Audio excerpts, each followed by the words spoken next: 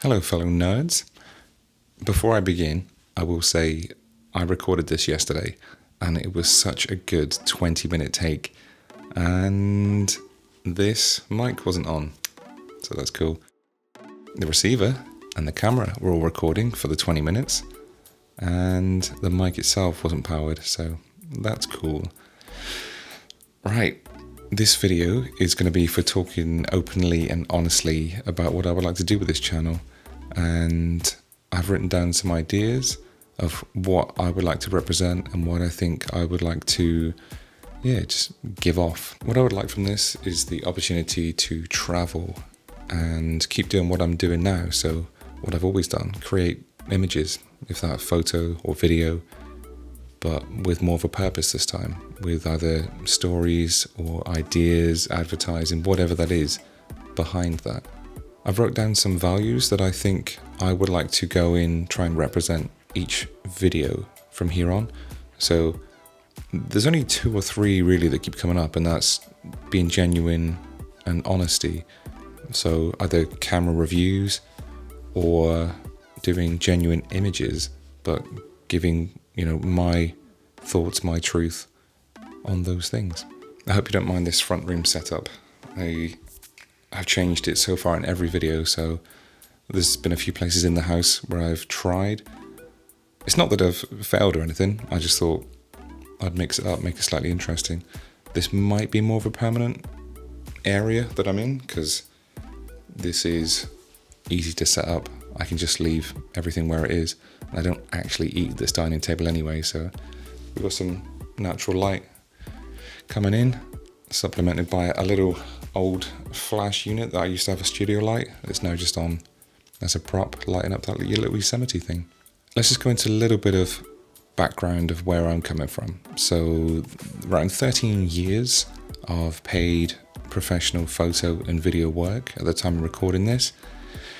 There's around 34 years of shooting film on and off, and you're probably thinking, wow, you look so young. Thanks.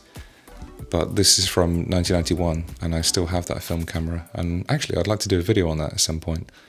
So I've just got to find the right kind of film for it, and then make a little film, a little YouTube video on nostalgia. That'd be quite nice.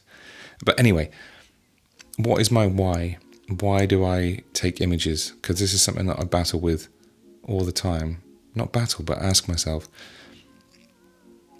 I don't know if I have a reason. The best I can come up with is similar to like a Pauly B walkie-talkie kind of video when they say, I have to. When he says, why do you do this? And it's just because I have to. That's the only answer that's really resonated with me the most out of all the ones that I've watched. And as I'm getting older, friends and family that are no longer with us, that's a major thing as well. So I think I just like to document, which is the main thing. So I like to document life, moments, places that I've been. And it's not because I have a bad memory. I have a really, really good memory. Well, I think so-ish. But as there's people that are no longer with us, those images become far more important. And I've always done it, so I feel like I'm always just going to continue to do it. I still don't really know what I want from this at the moment, because it can go or not go in so many directions. I think documenting different film types, different cameras would be good. Trips, obviously. Maybe being invited to stuff, longer down the line, as if this ever grows and reaches 1,000, maybe 10,000 people. I think numbers do decide the way the world works, really. So there's a lot more credibility that people think if you have 10,000 or 100,000 followers than somebody with, at current time of filming this, 10. But, maybe 500 down the line, maybe more and more. I don't know. Or maybe it's just that I'm overthinking it far too much, and the other part of me just wants to make stuff for the sake of making it, to upload it somewhere. So when I'm gone, maybe people can look at that or share between friends and family as well while I'm still here. I think I feel like it's time that I have all the gear that I could need. And obviously you can always improve skills, but to make the most of what I have and actually make things with it. So I've always made stuff for other people, if that was either weddings or shooting for other media companies, second shooting for people, doing promotion. So whatever that is, if that was car events, opening days, all sorts of stuff. I've done so many things, but I've noticed that it's always been for the benefit of other people, and sometimes free as well. And that's a whole other topic that we're not going to get into right now. But shooting for free, for free for other people, and then spending 1 to 2 days editing. Don't set a food timer when you know you're about to record, because it'll just go off in the middle of it, and then you'll have to cut. Maybe it won't lead anywhere. Maybe, like I keep saying, it will just be absolutely nothing. I'll be one of those channels with sub 100 followers, whatever you want to call it on YouTube, subscribers, and I make, a few videos and it doesn't go anywhere, but I want to try.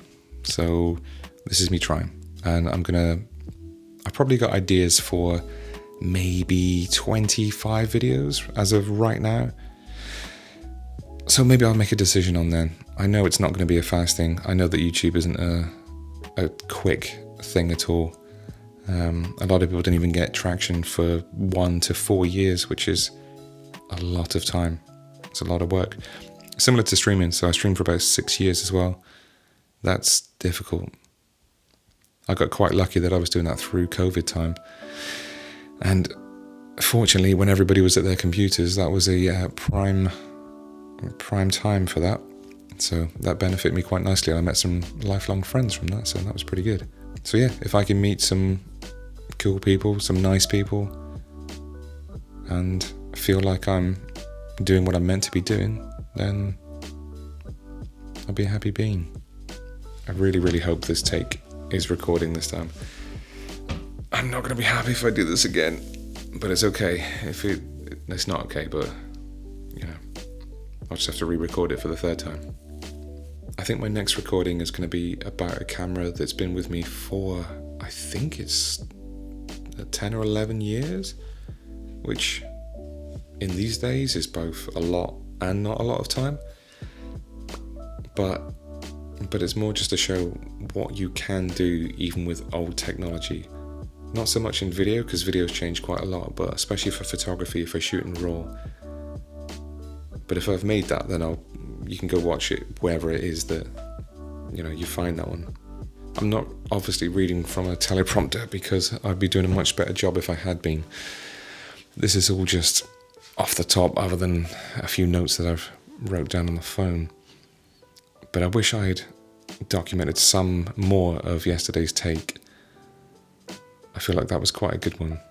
The point of this video now was to be open and honest about thoughts. So I guess being open and honest is, I don't know if I have either the personality or skills to make it.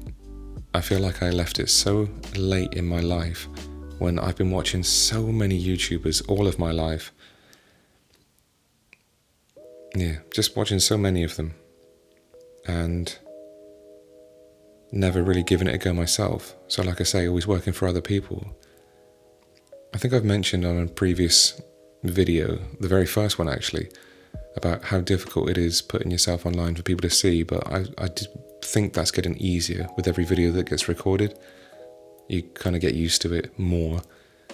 Still nervous at the very beginning, but once you're speaking, if your mind doesn't go blank, then it does become easier and easier. Also, an observation that I've learnt about photos and videos over the years is that it was very easy to grow on Instagram for a while. With technologies coming along so quickly, every camera is now good. It's actually really difficult to take a bad photo, and information is so much more readily available than it was. So now you can just find whatever you want, ChatGPT, obviously Google, YouTube. But many years ago, we had none of that. There was photography books or lessons or courses. So having a good image, I don't know why I keep doing this, having a good image was enough for people to be like, wow. So I used to get often, over 200, 220, 250 likes on an image. And now I'm lucky if I get 7, which is insane. But everybody's images are so good that a good image these days isn't enough to stand out. And that's something that I've got to get used to. So what before was, just like I keep saying, a pretty image, that was enough. Now it's not. So that's something I've got to try and adapt and get used to as well at the same time.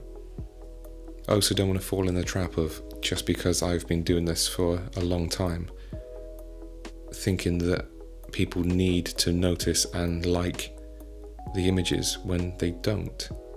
It's kind of like when the older generation of photographers learned a certain way, and then they thought everything new after that was just a fad. But then they become so, I guess it is stuck in their ways, not want to learn new stuff and new techniques, that they get left behind and then are almost angry at the younger people coming up. And I guess that is something that I've not really heard other people talk about. But when you've invested your life into something, you still need to keep changing. I guess in relationships as well, people are always changing. And some things you do need to learn, and some things I guess you don't. Okay, I think that's enough honesty for one day. I think the next video that I would like to release is going to be talking about a camera that I've had for about 11 years. I don't know how old. I think it's 11 years. And it's not amazing. In fact, it's quite the opposite. It's pretty bad. But it's outlasted Fuji's, Olympuses, Panasonic, all sorts. So I don't want to give any more than that away. And yeah, I just want to address why I've kept it for so long. So go watch that one if it's out, if you were watching this in future. I'll post it as soon as I can. And hopefully it's interesting. Thank you for watching me ramble on this video. I'll try and cut it down so it's not so bad and boring and lots of dead air. I'm trying to get better about speaking openly on things and leaving less gaps between when I say stuff and then thinking about what I'm going to say. That's something that I've noticed as well. So in the journey of self-improvement, I've realized that I'll say a block of words, then pause, think, and then carry on. And that could be quite annoying to watch, but that's just how it is at the moment. So again, thank you for watching. I don't know if there's going to be screens that say go watch other stuff here and here. Maybe there are, maybe there's not. And yeah, if this has brought any value, fantastic. And look out for the future ones. Thank you, and see you soon. Bye.